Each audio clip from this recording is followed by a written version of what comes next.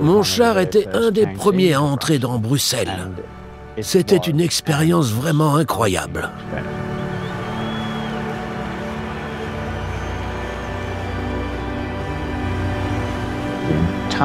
La population tout entière était dans la rue. Il y avait une atmosphère fantastique de joie et d'allégresse.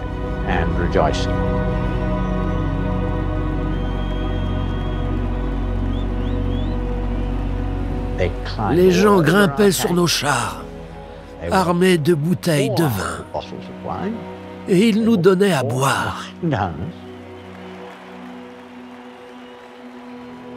C'était la grande fête partout. Évidemment, il y avait encore dans la famille des gens, des prisonniers ou des victimes, mais c'était quand même une grande joie. Les Belges étaient bien plus heureux de nous voir que les Français. Je n'ai jamais rien vu de tel. Tout le monde nous offrait du champagne. Les gens étaient véritablement enchantés de nous voir. Ils ont été très bien accueillis. Les gens étaient si heureux de les voir. La liberté était ce qu'il y avait de plus précieux au monde.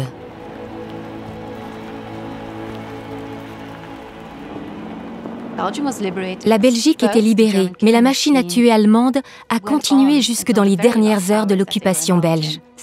Les civils qui étaient soupçonnés d'avoir soutenu la résistance ont été traqués surtout par les Waffen-SS.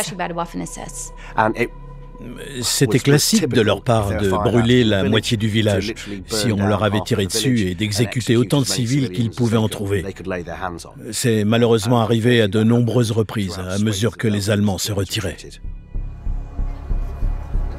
La libération met un terme aux représailles allemandes, mais les Belges ont maintenant l'occasion de régler leurs comptes avec ceux qui ont été identifiés comme collaborateurs.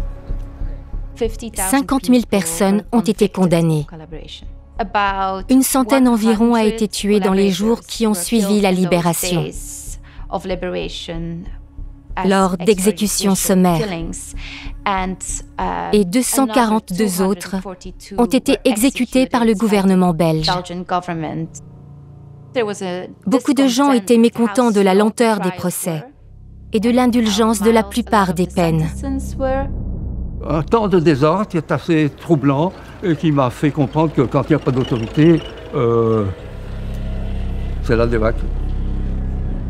Les Belges sont devenus des cibles. Une seconde occupation par les forces alliées a commencé.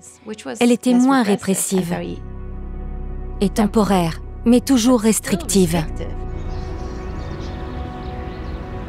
La guerre n'est pas finie, elle est loin d'être finie.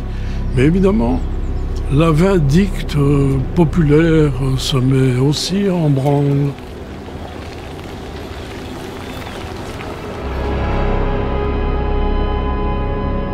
Cette femme avait, paraît-il, on le disait, elle avait pratiqué de la collaboration horizontale, comme on dit, avec les Allemands.